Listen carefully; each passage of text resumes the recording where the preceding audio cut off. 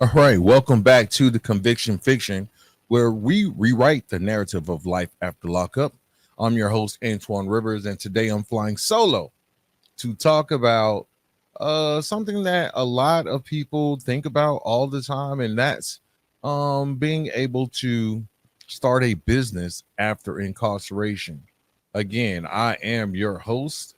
My name is Antoine Rivers, and you know, on the Conviction Fiction, we basically deal with life after lockup. We're going to talk about the trauma, but today we're doing something a little bit different. We're going to go ahead and get into how to start a business after incarceration. We'll talk about the power of vision, how to execute it, and how your past doesn't have to determine your legacy. We're going to dive into how passion can become purpose. We're going to lay out a step by step guide to becoming a legit entrepreneur, even if you're starting with nothing but a dream and a DOC number. I didn't set out to be a publisher or media creator. Honestly, I just wanted to share my story and to let people know that life after incarceration doesn't have to be defined by the past. But as I started telling my story, I realized that there were so many people just like me, returning citizens facing their own set of challenges. Then it hit me. If I'm going through this, so are others. I decided to document those struggles, those triumphs, and even those every step of the journey. I started to document. And that's when the idea for the book, The Conviction Fiction, Changing the Narrative of Life After Lockup, was born, followed by the podcast, and became more than just sharing my personal story. It became about sharing the collective experience of those trying to rebuild, reclaim, and redefine ourselves after paying our debts to society. So let's go ahead and get into how to start your business.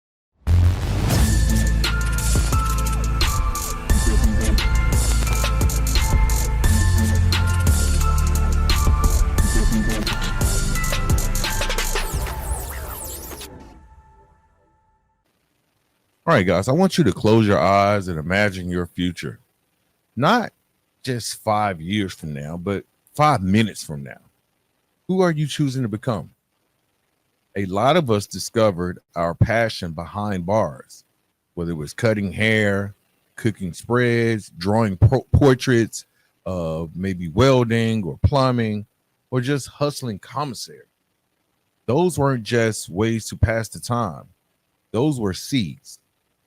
The difference between surviving and thriving is what you decide to do with those seeds. Now, when I was down, I had a vision.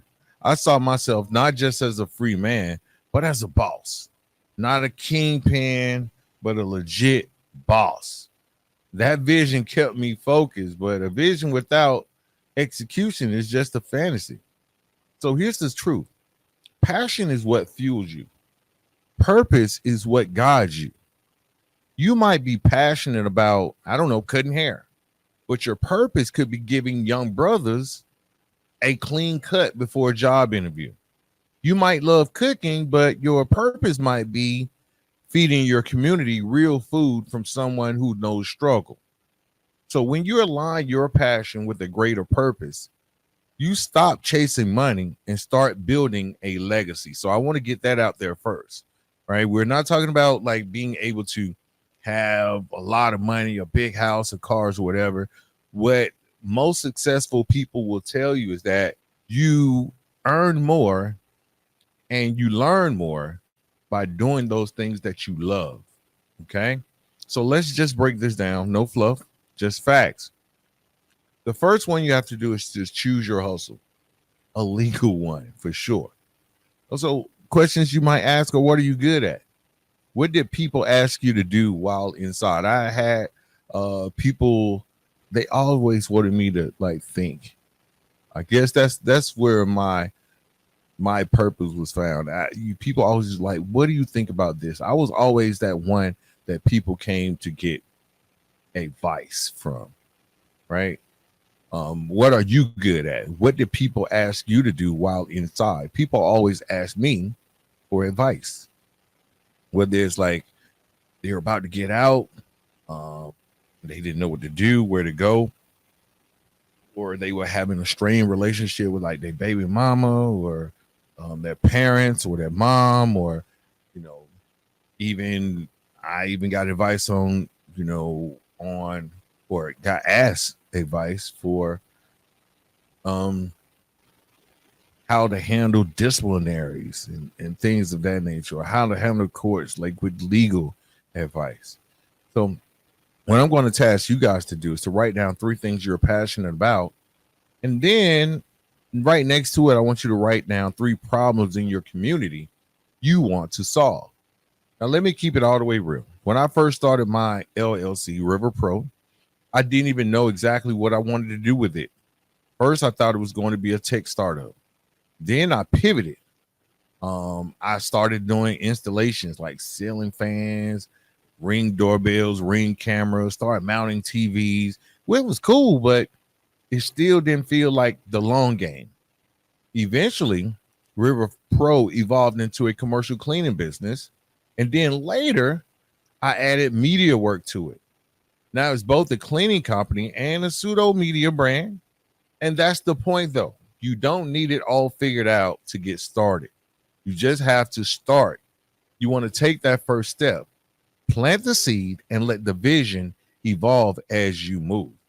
So when it came to River Pro, I was doing like little stuff around for my family and friends, like make this a brand. And I was convinced to go ahead and get my LLC. And that's when I started, the small clean commercial cleaning business. And the next thing I had to do was to start researching and learning, because when I realized that cleaning services had consistent demand, I started hitting the books. I started researching contracts. I started researching licensing, insurance. What supplies would I need? And how would I stand out? I watched hours of videos, read articles, and asked questions most of all. And the more I learned, the more my business model started to sharpen, right? So I'm going to tell you guys, never stop learning, because the game changes fast and you have to stay educated. One of the best universities you can go to is YouTube University, Podcast Help, the library, free online courses. All of that is to promote you to become a better business person. Now, when you're getting into any type of business, you need to understand the industry that you're going into, right? What does your competition do? Right? Those companies that are out there already doing what you plan to do, what are they charging? What licenses you might need? Do you need insurance? How much coverage would you need? If you're tech savvy, you can always check out sites like Coursera, Udemy, or even local community college programs. But then after that, you have to go to step 3, which is to plan the business. I sat down and I asked myself, who do I want to serve and what do I need to start? Right? How much should I charge? That simple planning turned RiverPro from an idea into a real strategy. Now, you don't need to have an MBA to do this. But like, what do I need to start? How much should I charge? Who am I trying to serve? You don't need an MBA for that. All you need is clarity, discipline, and a notebook. You can write down a simple business plan. It doesn't have to be fancy. All you have to do is answer, what are you selling? Who are you selling it to? And how much would it cost you? And how much will you charge? That's it. Right? Then you can go into what MBAs might say, marketing. How will people find you? Right? So it all evolves if you take your time and you break it down into some simple steps. And that's what I did. And I want to share that with you. Once you've got your business plan, no matter how simple it is, you want to legalize it and register it with the local authorities, right? That is step 4. You want to legalize it. I got my EIN for free from the IRS. Then I opened up a business account. It wasn't about legality. It was about pride for me, because a business account only took me $25, right? I felt like I was finally moving different once I got that business account up and running. That first receipt with my business name on it, it hit different, right? And once you have it legal, that's registering your business. In most states, it costs less than $100 to start an LLC. You can get that EIN from the IRS for free, just like I did. Opening a business account, it doesn't take that much money, right? You just want to keep your money clean. You want to keep it separate from your personal finances. Okay. So that's step 4. Now, step 5, you have to brand yourself. I use free tools like Canva to design a logo. I set up social media accounts and started sharing my journey. If you could look right there in the corner, RRD, that's part of RiverPro. That's RRD, the Rivers Run Deep. It was the precursor to the Conviction Fiction podcast. It was a podcast. My friends and I would just get on. We'll sit around and we'll just talk about politics, sports, relationships, and things of that nature. And it was pretty cool. I might even revisit starting an offshoot from Rivers Run Deep, but the Conviction Fiction was born from that. I was able to study, right? I was able to create logos like that one, the River Runs Deep logo. I set up social media accounts and started sharing my journey. People support what they feel connected to. When I shared not just what I do, but why I do it, people start paying attention to what was going on. And then you want to create a brand for yourself. That's step 5. Like I said, create that logo using free sites like Canva, setting up that social media, sharing your support, your story. And because people always support the realness, right? Even get some business cards, even if you're just starting. Perception is real. And I say that personally as a good start. I mean, before I even had a business plan, I had business cards, right? I wanted people wherever I was to network with me. Like if this was a potential customer, I always had a business card I could give to them.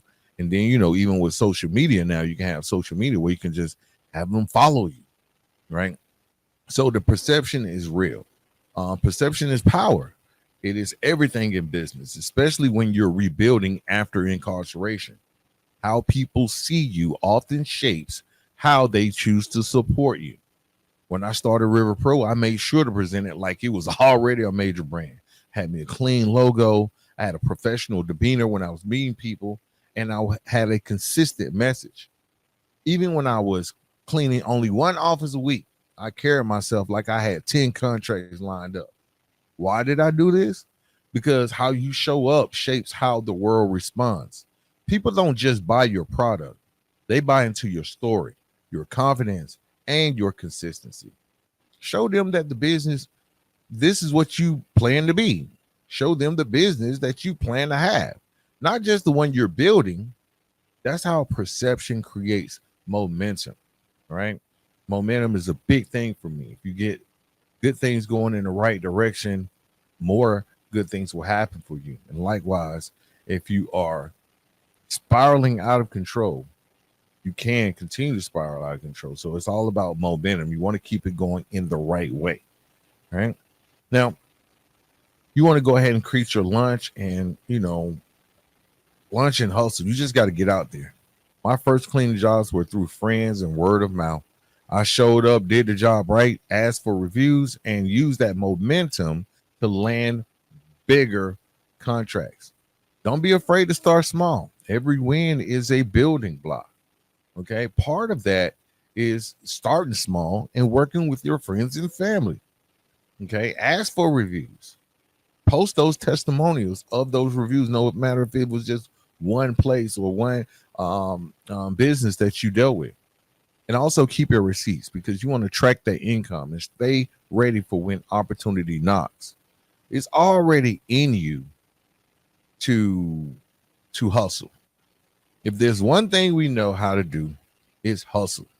We made it work with less than nothing. We stretched noodles, we flipped commissary, we ran yard politics in some cases and navigated systems built to break us.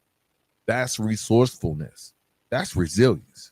So when it comes to building a legit business, the grind ain't new, just the playing field. The secret to all of this is showing up every day. Hustle with purpose. Be early. Be consistent. Take pride in the work that you have. And even when no one's watching, you show up like it's game time because the truth is you already have what it takes. You're just flipping the script right now. That's why I always say, like, when people that been in, we know how we can make, something beautiful out of nothing. Okay. We can get that soup and the chips and add some little summer sausage and don't mess around, get some onions, have a whole meal. Right. Um, then you want to network and grow. That's step 7. I started attending like local business events and reentry networking circles. I found mentors. I shared my story, and those relationships led to contracts and collaboration. So don't just stay in your bubble. Get out, connect, and grow. Also, you want to find local mentorship programs for returning citizens. You can go to local business expos, connect with those reentry programs offering micro grants or low interest loans. Micro grants, I just want to point out, micro grants or grants in period don't have to be paid back, right? But if you do decide to get a loan, you want to get one with very low interest. When you've been through the system, you understand the value of connections. You know how to network, how to build relationships, and how to read people. Even if you don't have all the business knowledge right away, you know how to adapt. And that's not knocking those college graduates that somehow ended up in the penitentiary or incarcerated or in trouble, or maybe you didn't finish your degree. You were really working at it, but something happened, like jail. Go back to school. Go finish your education. You can always go and do that. I went back to school. Even though I was out there networking and trying to build this business, I still wanted to educate myself even more so that I could be prepared for any field that I wanted to go in. Right. Knowing how to form the right alliances and getting in the right rooms really makes things happen for you. In business, it's all about who you know. And if you're from the streets, you know that better than anyone. You've navigated difficult situations and built trust when it mattered most. Now it's time to do that in the business world. Build your network, grow your circle, and remember the right alliance can take you from survival to success. Okay. Now, this is a bonus episode, so I'm just going to leave you with this. You are the product of survival, and you already are a walking LLC. That's limited liability company for those that didn't know. You know how to manage time, resolve conflict, negotiate under pressure, and lead a crew. That's CEO energy, just waiting for a legal platform. Don't wait for perfect. Start where you are. Your conviction doesn't cancel your calling. Your past is part of your story, not the whole book. Okay? Let your hustle be holy and let your grind be guided, because turning your vision into action and your passion into purpose is what it's all about. If this episode lit a fire under you, share it with someone trying to make that transition. Follow Conviction Fiction on all your platforms and tap in every week for real stories, real resources, and real talk. Again, this is Antoine Rivers reminding you your life after lockup is yours to design. I'll see you guys next week.